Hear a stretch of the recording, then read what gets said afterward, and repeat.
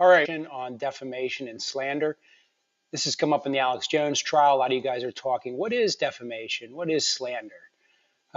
Defamation is the written untruthfulness about somebody. So if a newspaper writes an article that's untrue, that's defamation. If I say something that's untrue about you, hey, Bob has herpes, and Bob doesn't have herpes, that's slander.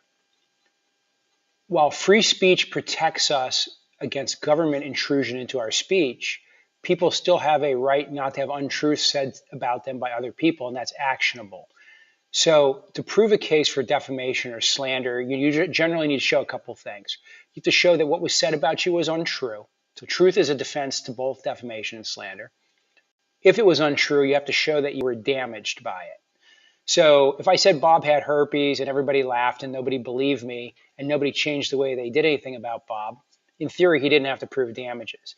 There are some special cases, though. If I accuse somebody of a crime, if I accuse somebody of having a vile venereal disease, they don't actually have to prove their damages. The court says, we'll presume they were damaged, so they don't have to prove damages. The jury can just sort of figure them out, even without specific proof. There's like 4 areas of that in defamation and slander, where it's defamation per se or slander per se, crimes, venereal disease, things like that. Calling somebody a bastard, I think. Bastardy is one of them as well. That said, there's also something called invasion of privacy. And so if you're a public person, right, like a high political official, you put yourself out there.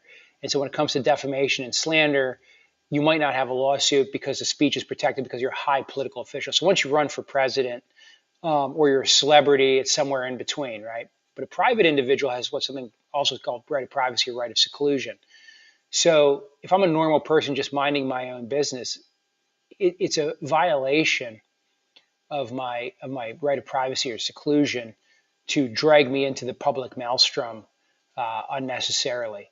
So that alone, invasion of privacy, also just doing something where a person would have a normal expectation of privacy. So there's like 4 different ways to invade privacy.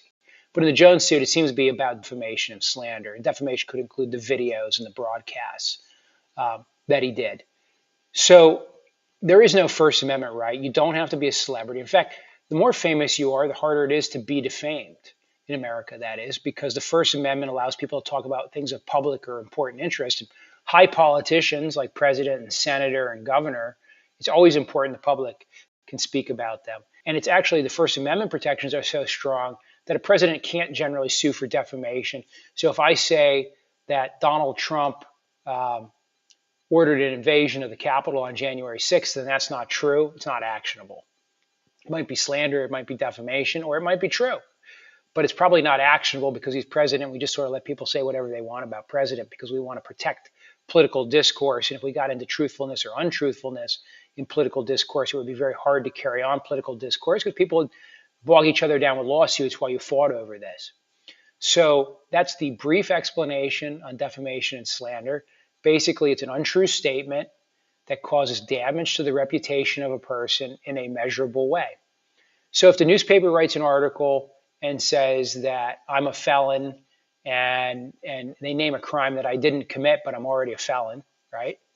And I say they defamed me per se because they wrote something untrue. They can say, yes, we did, but Karl's measure of damages shouldn't be great because everybody already knew he was a felon. We just, we tagged him with an extra felony. What's the big deal?